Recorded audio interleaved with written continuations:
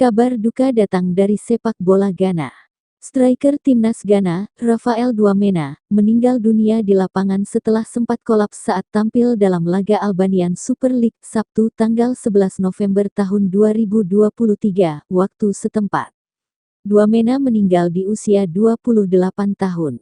Penyebabnya diduga karena serangan jantung.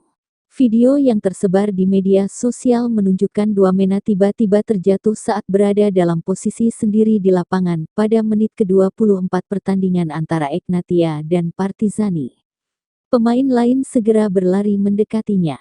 Meski segera mendapat pertolongan medis, sayangnya nyawa Duamena tak terselamatkan. Pertandingan dihentikan pada skor 1-1 tanpa ada permainan lebih lanjut. Melansir Sportstar The Hindu, Duamena memang memiliki riwayat penyakit jantung. Dia sempat mendapat serangan jantung pada 2017 lalu. Duamena juga pernah dikabarkan kolaps saat jalani Austrian Cup dan mendapat implantabler cardioverter defibrillator ICD atau sejenis alat pacu jantung pada 2021 lalu.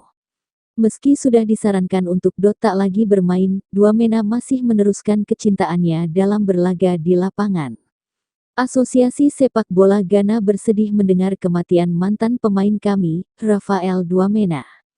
Kami ingin menyampaikan duka cita mendalam kepada keluarganya dalam momen sulit ini, demikian pernyataan resmi dari Asosiasi Sepak Bola Ghana, dikutip dari Associated Press. Duamena menjadi top skorer musim ini di Albanian Super League. Dia sudah menyumbang 9 gol untuk skuadnya. Duamena juga sudah tampil 8 kali untuk Ghana dan mencetak 2 gol untuk musim ini. Duamena juga pernah berkarir di Spanyol bersama Levante dan Real Zaragoza. Selain itu, Duamena juga pernah bermain di Denmark dan Swiss.